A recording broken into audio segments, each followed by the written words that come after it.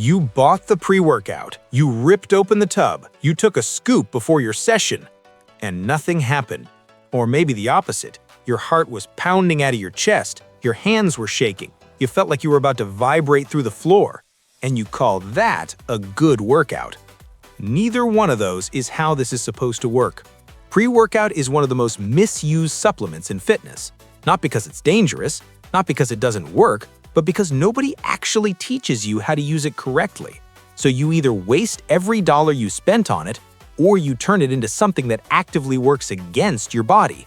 Today, that changes.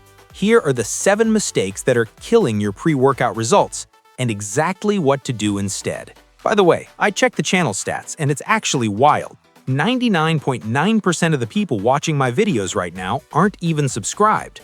If you're finding this helpful, please consider hitting that subscribe button. It helps the channel out a ton and ensures you don't miss the next breakdown. Now, let's get into it. Mistake number 1, dry scooping. I don't know where this started, probably TikTok, but let's kill it right now. Every pre-workout label on the planet tells you the same thing. Mix 1 scoop into 300 milliliters of water. There's a reason for that. When the powder is dissolved in liquid, your stomach recognizes it as a liquid. Liquids absorb fast. That's the whole point. When you dump dry powder directly into your mouth and wash it down with a sip of water, your stomach receives a dense, barely diluted clump of compounds. It treats that like a solid. Solid food digests slowly. So instead of getting a clean, fast hit of energy when you need it, you get a delayed, uneven release that hits you at the wrong time, hits your stomach wall hard, and wastes half the product in the process. Mix it in water. Drink it properly. This is not negotiable. Mistake number 2, not understanding what pre-workout actually does.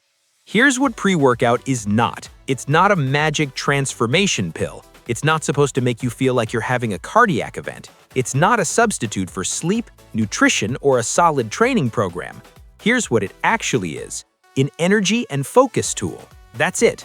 When you're tired, unmotivated, dragging yourself to the gym after a long day, pre-workout gives you a controlled boost of alertness and drive. It gets you out of neutral and into gear. The training still has to happen. The intensity still has to come from you. Pre-workout just removes the friction. If you're expecting it to do the work for you, you're going to be disappointed every single time. Mistake number 3, taking it the wrong time. This one is silently destroying your sleep, your recovery, and your results. And most people have no idea it's happening. The main active ingredient in almost every pre-workout is caffeine. Caffeine has a half-life of around 4 to 5 hours. That means if you take your pre-workout at 6 in the evening, half of that caffeine is still active in your bloodstream at 10 or 11 at night. For some people, it can linger up to 8 hours. And here's the trap. You train at 8 p.m. You feel tired, so you take pre-workout. The session feels great, but at midnight, you're wide awake staring at the ceiling. Your sleep gets wrecked. The next day, you wake up exhausted, so you need pre-workout again just to function, and the cycle repeats until your recovery is completely broken. Simple rule: don't take pre-workout after 3 or 4 in the afternoon. If you train late, learn to train without it. Your sleep is worth more than any training boost you'll get from a stimulant at night. Mistake number 4, taking it when you don't need it. This one nobody talks about, and it's quietly one of the most damaging habits you can build around pre-workout. You feel good today. You slept well, you're energized, practiced, ready to go, and you still grab a scoop out of habit. Stop. Put it back. Pre-workout is a tool. Tools are for when you need them. When you take stimulants every single training session regardless of how you feel, 2 things happen. First, your body builds tolerance faster, and the same dose stops working. Second, and this one's more dangerous, you develop a psychological dependency.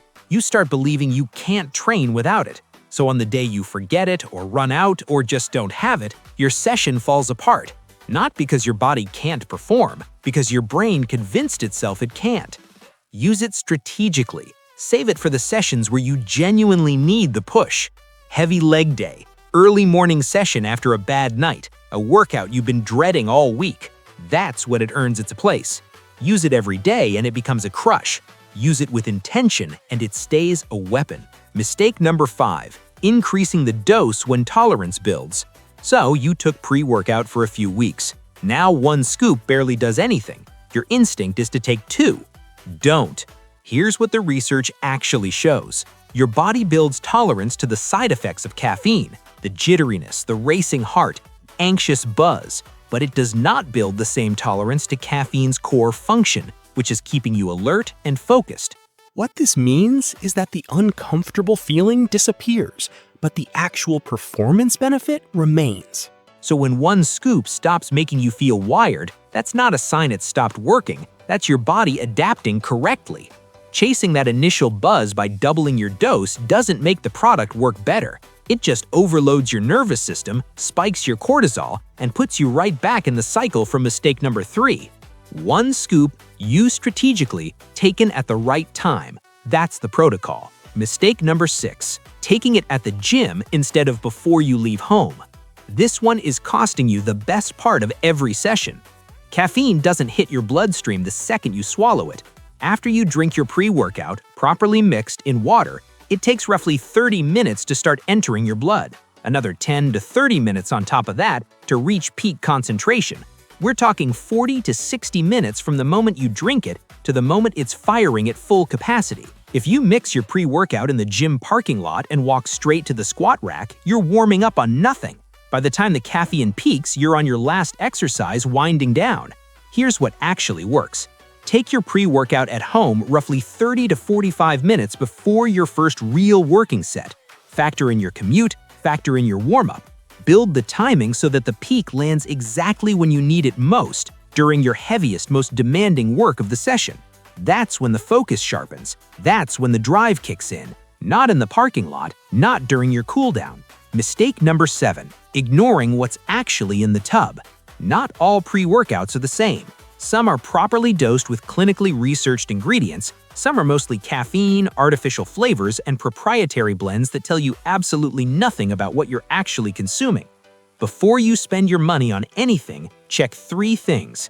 The caffeine content per serving, most effective doses sit between 150 and 300 milligrams, whether the key ingredients are listed with actual amounts, not hidden behind a proprietary blend label, and whether the brand has any third-party testing or certification. A pre-workout that isn't transparent about its formula is a pre-workout you should not trust with your body. Here's your challenge this week. Pick one of these 7 mistakes, the one you know you're guilty of, and fix it before your next session. Just one. Then come back and drop it in the comments. Tell me which mistake you were making and what changed when you corrected it. Because pre-workout isn't the problem, how you've been using it is. Subscribe to the Movement Sketch for a new breakdown every week. No filler, no fluff, just the information that actually moves the needle. Now, go take your pre-workout correctly and go train.